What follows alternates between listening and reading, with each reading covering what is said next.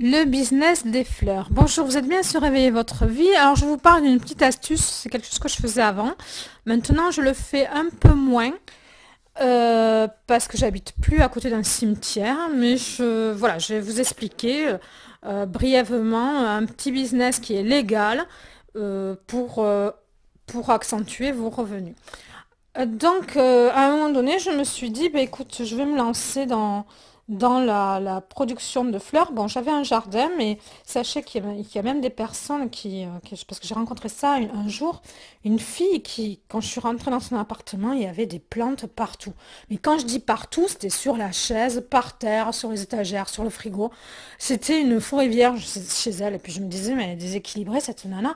Et puis elle m'expliquait, non, qu'elle faisait des boutures, et puis qu'elle offrait comme ça des plantes.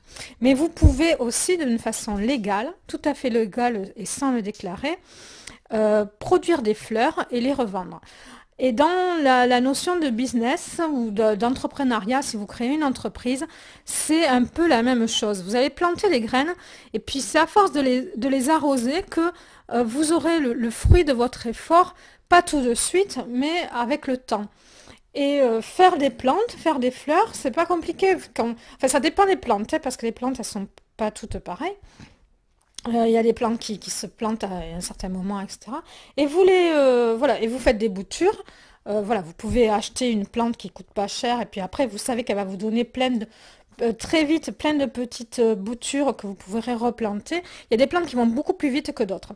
Après, quand je vous parle du cimetière, c'est pas pour aller voler les plantes dans le cimetière, hein. Enfin, moi, j'ai quand même une spiritualité qui m'empêcherait de faire ça.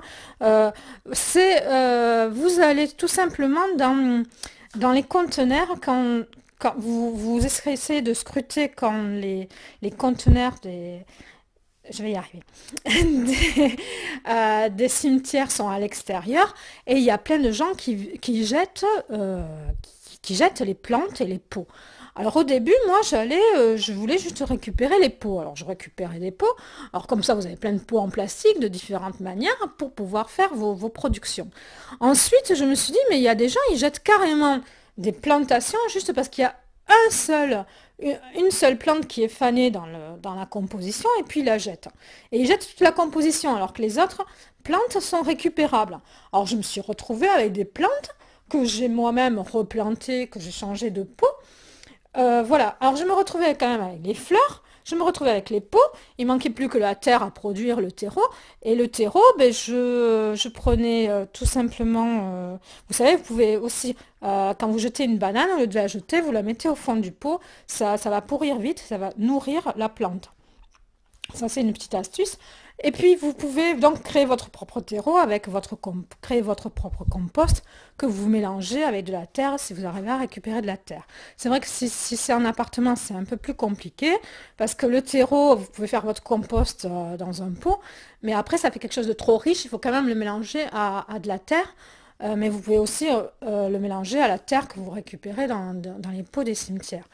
Sachez que quand vous habitez dans les banlieues ou dans les villes, les gens ils jettent d'une façon, c'est hallucinant tout ce qu'ils jettent au lieu de le récupérer. Et pour vous dire ça, ce petit business, moi j'ai eu que 6 euros d'investissement. Alors quand je dis 6 euros d'investissement, ce qui m'a coûté 6 euros, c'était l'engrais. Parce que pour les fleurs, vous avez certaines périodes pour les vendre et vous devez faire en sorte que ça soit fleuri à la période.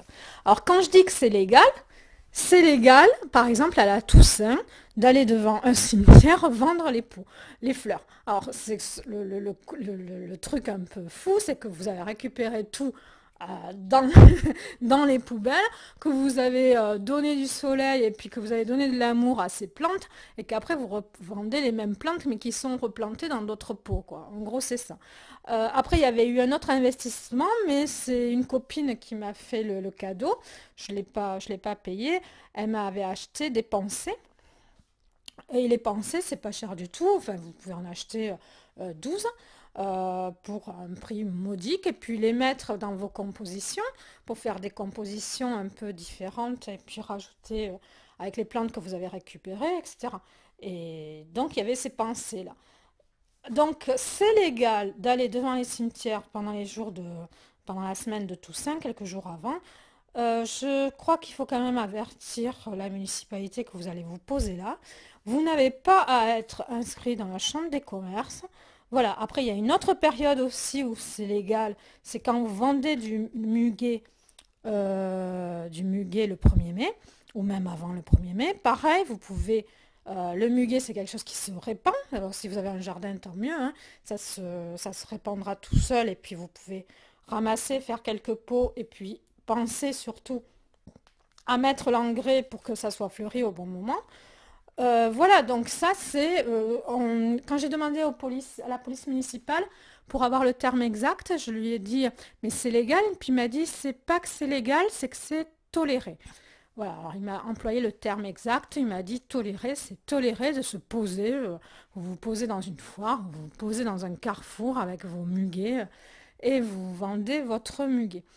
Voilà, et bien écoutez, c'était une petite astuce, c'est quelque chose, dites-vous que même si vous achetez une plante quand elle est petite, vous avez un petit investissement, elle est petite, vous allez l'arroser, vous allez la nourrir, elle va devenir immense, et un an après, si la plante est immense, vous la revendez 3 fois son prix, quoi. Après, bon, moi j'ai décidé d'arrêter ça dans le sens que je préfère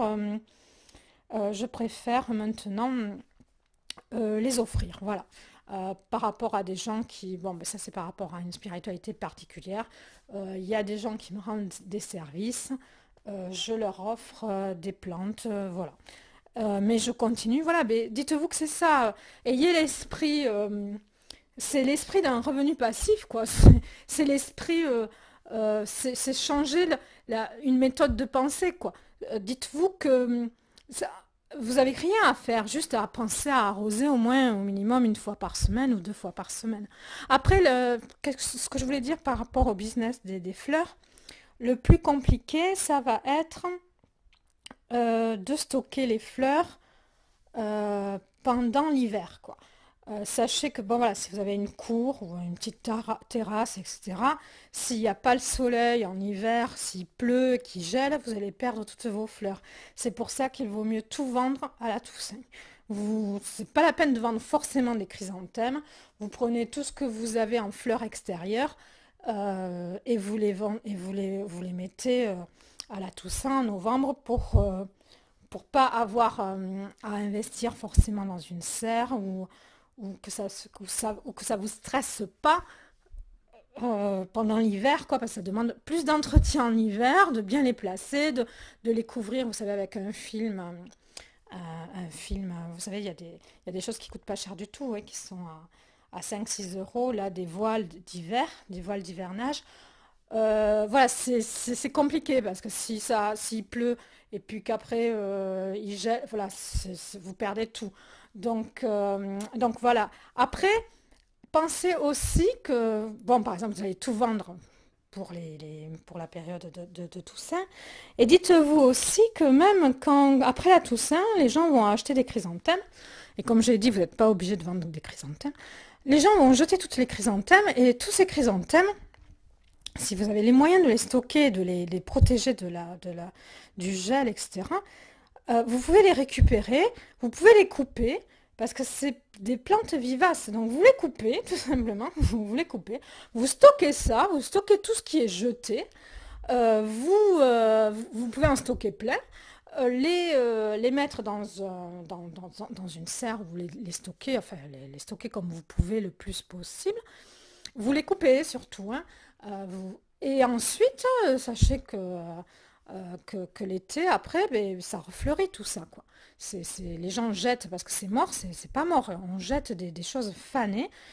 Les plantes, elles sont pas mortes, quoi. Donc voilà, ayez confiance en la vie, elle existe. Donc vous coupez tout ça, vous remettez un peu d'engrais, et vous revendez tout ce qui a été jeté à la période de Toussaint, et vous le revendez la Toussaint après, quoi. Voilà, donc c'est pas des revenus qui sont directs, parce que les gens pensent toujours revenus directs tout de suite. Il faut penser revenus que les revenus peuvent se faire petit à petit dans ce sens-là. Voilà. Eh bien, écoutez, je crois que c'est fini pour l'histoire des fleurs. Voilà, après, oui, vous avez d'autres petites astuces pour la période de la fête des mères, pour la période, voilà, vous pouvez mettre toujours une annonce sur le Bon Coin en disant que vous vous débarrassez des fleurs pour cause de déménagement. Bon, j'aurais encore d'autres trucs à vous dire par rapport à ça, parce que vous pouvez aller plus loin. Parce qu'à une période, j'avais beaucoup de terrain, c'était pas le mien. J'avais planté des arbustes. Et puis, je m'étais quand même assez fâchée avec la propriétaire. Et je lui ai dit, bon, vous voulez que je vous enlève tous les arbustes là? Elle m'a dit oui, oui. Mais au bout de 4 ou 5 ans que vous êtes là, les arbustes, bon, je les avais payés, hein, ils ont grandi, ils ont vraiment grandi beaucoup. J'en ai pris soin. Et après, il y a quelqu'un qui m'a dit, Boudu, mais vous revendez vos arbustes? Je dis oui, je pars, je revends ça. Je les vendais à un prix vraiment moitié prix par rapport à une pépinerie. J'ai dit oui, je veux tout enlever. Et l'anecdote du truc, c'est qu'avec le mec, il est venu, il a pris la fourche, il a tout fait le boulot, il a tout enlevé et en plus il m'a payé quoi. Donc voilà, ça c'était une anecdote pour vous dire que voilà, même ça, vous pouvez le faire, vous pouvez planter des arbres. Vous êtes propriétaire, vous avez envie de planter un olivier dans votre propriété, à un endroit où c'est que vous allez mettre un locataire, il y a un petit terrain, vous plantez un olivier, 10 ans après, vous pouvez l'arracher et le revendre plus cher. Enfin voilà, il y a des trucs comme ça qui sont qu'on peut faire. Voilà. Allez, je vous laisse. Ben, prenez soin de vous. Voilà, ayez un autre esprit. L'argent, ça se gagne pas comme ça, juste tout de suite. Ayez l'esprit, changez de logique au niveau de la rentabilité, de la croissance. Quand vous travaillez proche de la nature, quand vous cultivez vos propres fruits et légumes, vous voyez que la vie, elle est abondante. Elle n'est pas, elle n'est pas, on n'est pas dans la restriction, quoi. Euh, voilà, bon, ça, ce sera l'objet de notre audio. Voilà, à bientôt, surveillez votre vie. Au revoir.